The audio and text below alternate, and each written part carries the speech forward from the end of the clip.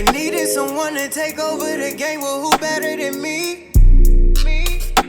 Bitch, I done told you your urgency's not my emergency. I be killing shit, they gave me first degree. I'm piling bodies up, it's time for surgery. Dislocating, relocating, operating. When interrogated, no cooperation. Fuck all of you niggas who telling, I swear I ain't judging you. Just know when it's time to pay homage, I'm August Alsina, no love for you. When you ride with your day ones, there's loyalty, nothing to stress over.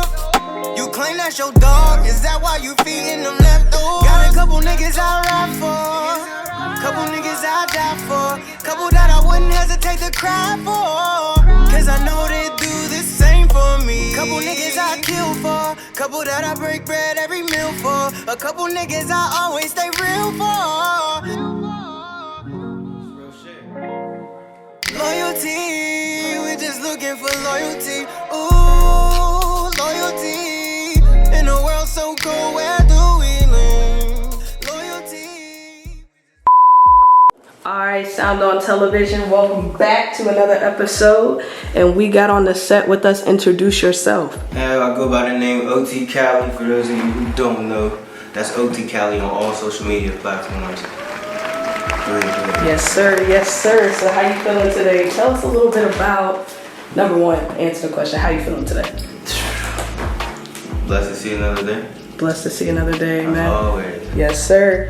And we appreciate you stopping by and chopping it up with us. So you just performed that song. Tell us a little bit about it. Ooh, alright. So the song I just performed, I ain't even gonna tell them what the song is called. That's how I'm feeling. It's that exclusive. You just gotta hear it. Make your own name up until you hear where it really drop as. But that song is literally about my life. It's about how my morals, what I live by. You feel me? Mm-hmm. When I don't just say this loyalty life shit because it's a record company. It's way more than a record company. Yeah. It's you gotta stand for something. You don't stand for something, you fall for everything. Absolutely. So that song talk a lot about a past bid that I had. It talks about, you know, situations that I've been through with certain people to where as though it's not something you can use in a court of law. Like he said this, that, and the third. You actually had to be that person. Be like, oh shit, he talking about me. He talking about that certain situation. Like nobody else would know. I'm not breaking it down in the details, but it's enough for you to pick it up. So yeah, that song is deep. It's personal. For sure, it felt very deep. It felt very personal, and I appreciate you for sharing that with us. You know, opening up, giving that vulnerability a little bit. You know what I mean? So let's hop right into it. This segment on SoundOn Television, where we sit down and we chop it up with you artists, is a place that is judgment free. But I always like to tell my audience, whatever come out of his mouth, come out of his. What come out of mine, come out of mine. Yeah, for sure. That's it. And so basically these questions is just who, what, when, where, and why. And so first question I got for you is, who are two of your musical inspirations, past and present? Past and present. Shit. Listen, I ain't have no time to prepare for these questions. I want y'all to know that right now. Yeah, we like to put alright. Present. Well, past and present. Lil Wayne and Drake. Let's just keep it as simple as that. Like that's what I grew up listening to. Wayne and Drake. And did either of those individuals inspire you to step into this industry? Nah. Okay. No, that came from just me loving music, period. Okay. Those are just two of the people I chose to listen to the most. Okay. And that's a perfect answer. That segues into, you know, when did you know that you had this musical gift? Oh, right before I came out. Okay. Yeah, like right before my mama pushed me out. Yeah. I was in the womb, like underwater, getting it funky, like Earth, Wind, and Fire in the back. I hear it coming through her tummy. Earth, Wind, and is that love? Getting your body, is it real? For real though, like since way back then. Since way back then. So you've been doing music since birth. I ain't gonna ask you to tell you put your business out here how old you are, but you've been doing it a long time. Singing and you know, memorizing songs 2-3 days after they drop. Like that's been the thing. Actually writing didn't come along till later on in life. Okay, that was gonna be, so about when do you recall starting to take your music seriously? The first time I ever tried to write a song, I was probably like 14. 14? Okay. And from there, how has your process grown to what it is today with Gemini, you know? I figured out from there when I was just young and just trying to think of shit to say because I'm listening to everybody else's music, what they talking about. Then, you know, I came up with some little cute kid shit, but as of today, I developed into an artist who only writes what I only write what I know. I speak about my life. Okay. Directly, like it's a direct effect. Okay. To know my music is to know OT Cali. And so when people listen to your music, what is it that you're aiming for them to feel? How do you want to impact people when they hear you? The same way I feel about, you know, when people read the Bible. We all see the same words. You're gonna hear the same words, but you're gonna interpret it your own way. And you know, there's certain people who's gonna hear it, and I may have meant it this way, but to you it means this, and the whole of the plate. But whatever it takes for it to get you through whatever you're going through, or for you to understand that you're not the only person who's been through certain shit, then yeah, that's what I need. That's all it's about at the end of the day. Where do you believe your music will reach? The top. Okay. Internationally, is there a specific demographic, or you just all people, it doesn't matter? All people. All people who ever felt something, ever been through something. That's it. Do you have a favorite song that you've written? I have a favorite song that I've written. I do not. I've tried. I went through the catalog. Yeah, this is it. No, wait, it's too hard. It's some shit. And that phone is some shit that's got. So far, we probably haven't even heard yet. Listen, a whole bunch of shit I ain't heard yet. So it's kind of hard to make that choice. Okay. I really can't. If I'm gonna reach out like that, make that choice, I'm gonna choose a song that I have called Relationship Goals. Okay. And I can choose that song because I feel as though it's my most what's the word I'm looking for? Industry ready song. Okay. There's no cuss words. The message. I performed it for my grandmother. Like, Okay. You know, it's a real heartfelt song. Anybody will love it. Okay. Anybody. Relationship Goals, you said that was? Relationship Goals. Y'all go check that out. Y'all tap into that one. Man. Relationship Goals, and they can find that on all platforms? No, you cannot find it. So I'm giving it all exclusive information. Can we play it for them? Or are you gonna let me insert? Yeah, okay. Yeah, absolutely. All right, I'll insert a snippet for y'all, and then y'all are gonna have to do your homework. It's good music too. Okay. The message behind it is a little sad. Okay. But the way that the chorus comes on and the beat changes, it take you from like, damn, that's fucked up. They did that to him to okay. Hey. Like, I mean, it's so dynamic. Okay. Where was I going? I was going to ask you, what can people expect from an OT Cali performance experience? Shit. What's that like? Because I haven't got to experience that. Crazy, so. And I haven't even reached my peak with that. I be trying to calm myself down. Like, I don't be wanting to do too much, but listen. So you're an entertainer and I'm an artist. entertainer. I'm on the stage. I'm off the stage. Let's I'm go. behind the bar with the bartender. I fuck around and serve you a drink in the middle of my set. Okay. Just to make you happy, just to entertain you. I like that. And is there somebody that you've seen be such a great entertainer that you modeled yourself after, or you just kind of molded into who you are? You know what it is? With all that like crowd interaction and stuff, I've seen a lot of performances, like rock and roll performances. Not that I listen to the music, it's just performances I skim through. And I see, you gotta see how wild these Their crowds, energy is like, unmatched. they fall in love with them. It's unmatched. The energy is unmatched. It starts from the stage, it ends up in the crowd, and next thing you know, they ain't nothing but cop lights, satellites. Ain't nobody did nothing, but it just it amplifies so much. They don't know what's going on. That's a good way to say it. It amplifies so much. Absolutely. It don't even necessarily got to be anything negative going on, but just nothing at all. It attracts. Definitely. What was I going to say? Why do you feel as though music is so important to existence?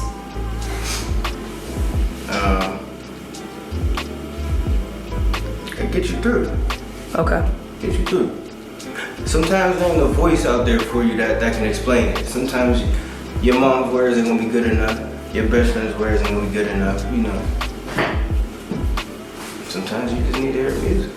What do you say to some of our elders who are some generations ahead of us and don't particularly enjoy the way that, you know, the music that you do or Drake or Lil Wayne is translated? They may say it's provocative. They may say that it influences young people, certain ideals and stuff. What do you say to our elders? Do you think that our music has drastically changed and is on a decline, especially like hip hop music? Absolutely. Okay. Absolutely. Educate us. Give us Absolutely. Where you're coming from and what are you doing as an artist to kind of change that narrative? I'm gonna start with that question first. Okay. As an artist, there's not much that I'm doing to change that narrative. Okay. Because I am on the same page. The only difference is I try to choose carefully the words I use in the songs. Okay. I try to, kind of dial down how vulgar it is, the slang terminology and all that. But realistically, the music comes from what's going on in the world. Absolutely. You know, so where you had the blues back in the day, you know, that was around slavery. You know, it was hard times, but this is stuff y'all talking about. Right. Talking about what's going on in y'all lives. So to my elders, the best thing that I can say is listen now and figure out what we're going wrong. Hey, I don't have to go any further there. So I was going down the rabbit hole on your YouTube channel, checking out some of your visuals. As obviously a visual curator, I wanted to know, do you have a favorite music video that you would love for people to check out?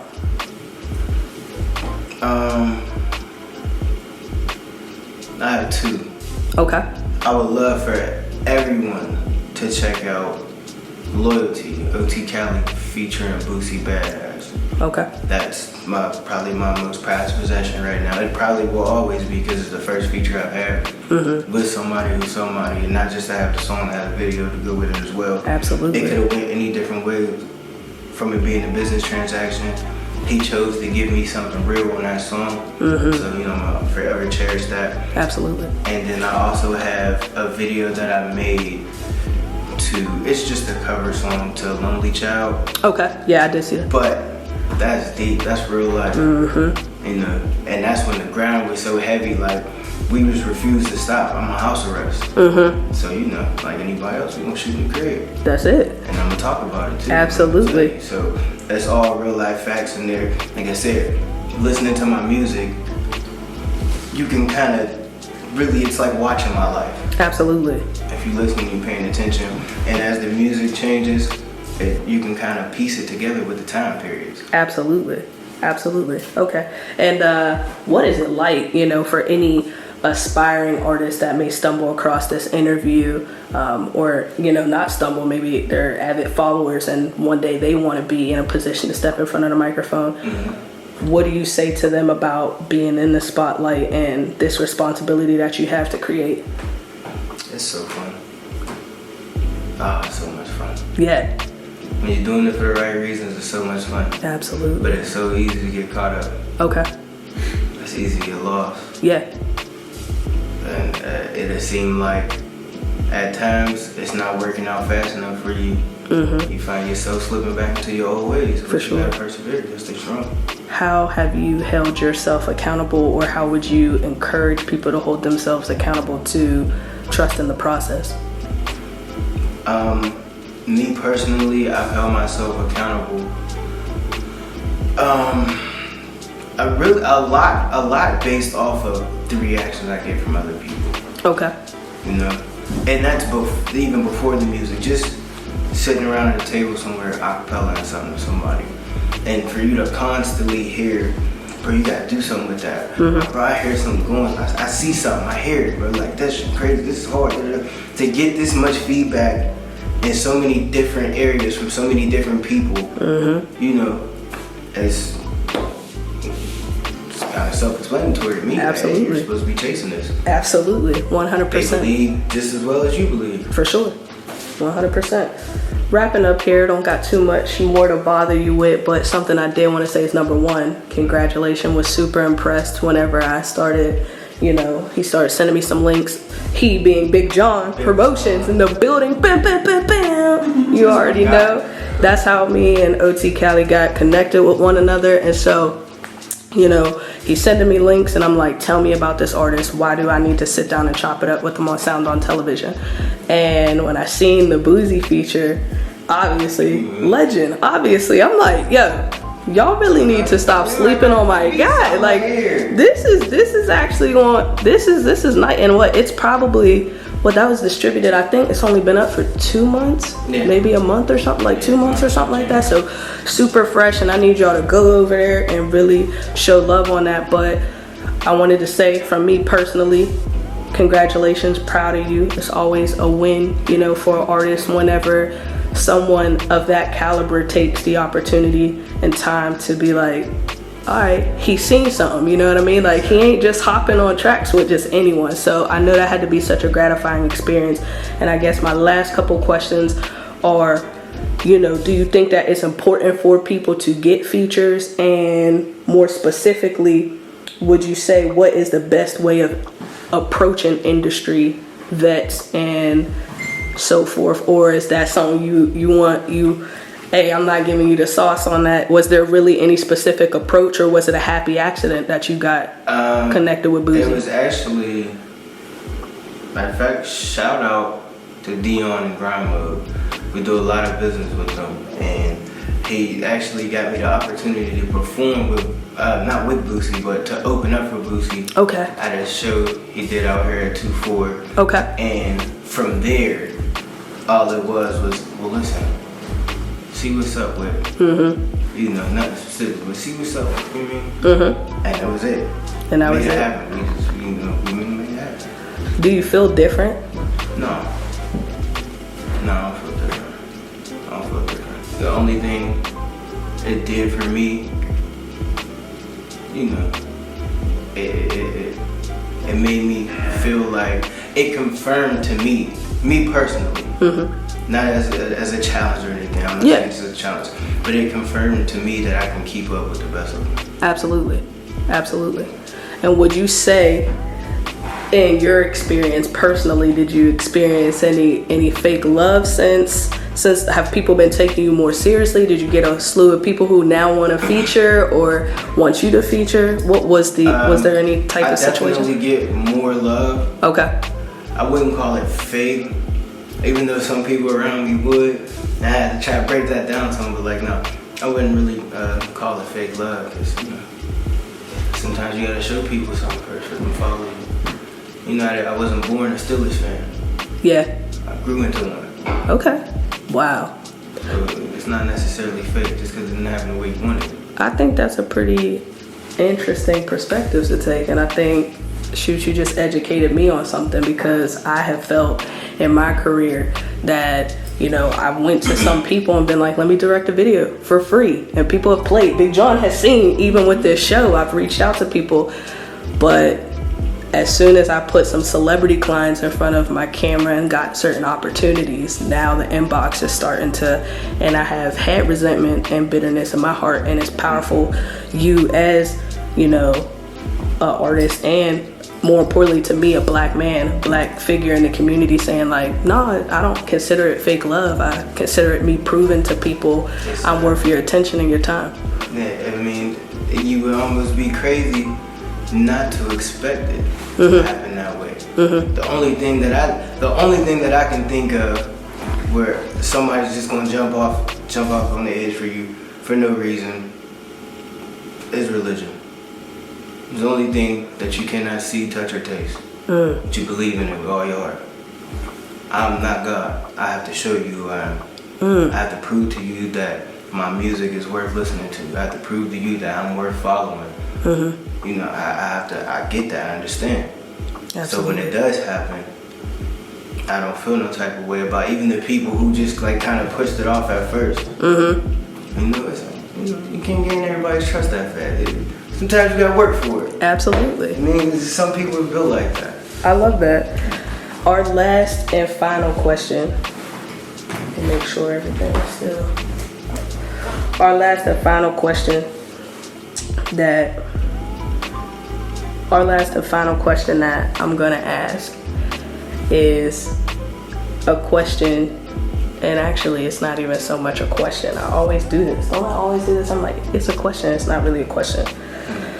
It's a speak over yourself part. How we close out every episode of Sound on Television is for you to basically speak to your future self. Look right into this camera, and the next things that come out of your mouth can be a reminder, it can be words of wisdom, or it can be encouragement for your future self. In a year to date, we're gonna come back, but you'll always have this message out there to yourself. And so, talk to yourself. A message to my future self. From present day, what would I say? Well, I mean, I guess in light of the events that's going on right now, I would tell my future self that it's time to come back home. That's it. That's it. I also want y'all to know something. Since the day I met him, Big John ain't missed no events that I had yet. Listening parties, shows, birthdays, bar mitzvahs. Like, he ain't Big John don't miss nothing. Sure Real life don't. support. And that's what I mean. Sometimes you just gotta earn it. Cause I didn't know him from a can of paint. Mm-hmm. He heard my music. Mm-hmm. He loved it. He showed himself. He showed support. Like, not just being there, interacting with me, talking. And there's no way you can confuse that with fake love. Not at all.